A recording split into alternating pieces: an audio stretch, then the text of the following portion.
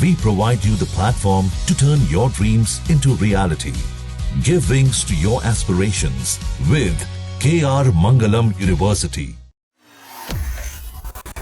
दुनिया भर में जहां एक तरफ ईरान और अमेरिका के युद्ध की वजह से लॉकडाउन की चर्चा जोरों पर है, तो वहीं दूसरी तरफ कोरोना वायरस एक बार फिर से चर्चा में है। कोविड-19 का एक नया वेरिएंट सामने आया है, जिसका नाम BA.3.2 है।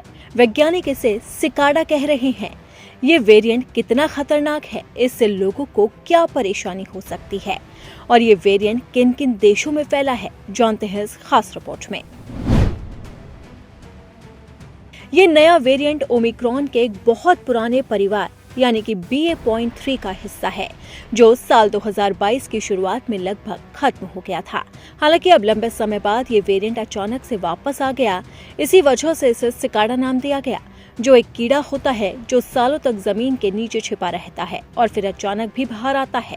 इस नए वेरिएंट ने पहले साल 2024 के अंत में दक्षिण अफ्रीका में दस्तक दी थी, लेकिन अब ये वायरस अमेरिका, यूरोप और ऑस्ट्रेलिया समेत 22 देशों में तेजी से फैलता जा रहा है।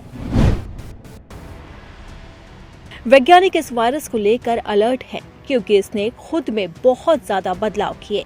अगर इसके बाहरी हिस्से यानी कि स्पाइक प्रोटीन की बात करें, तो इसमें अपने पुराने रूप की तुलना में 50% से ज्यादा और ओरिजिनल वुहान वायरस की तुलना में 70 से ज्यादा बदलाव देखे गए।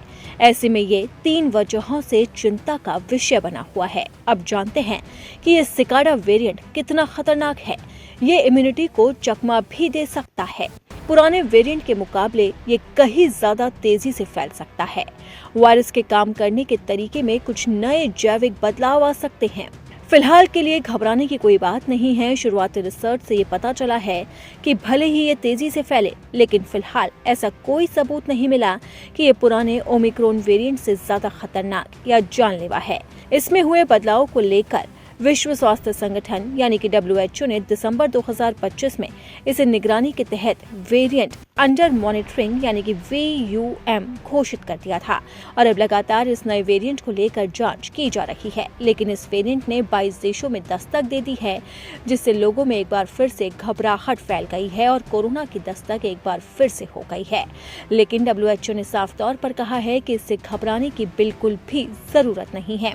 आपको बता दें कि जब कोरोना वायरस ने दस्तक दी थी तो पूरी दुनिया में महामारी फैली थी और भारत भी इसकी चपेट में आया था। लेकिन फिलहाल ये नया वेरिएंट अभी भारत में नहीं आया है, लेकिन इसके खतरे को देखते हुए अलर्ट जरूर है।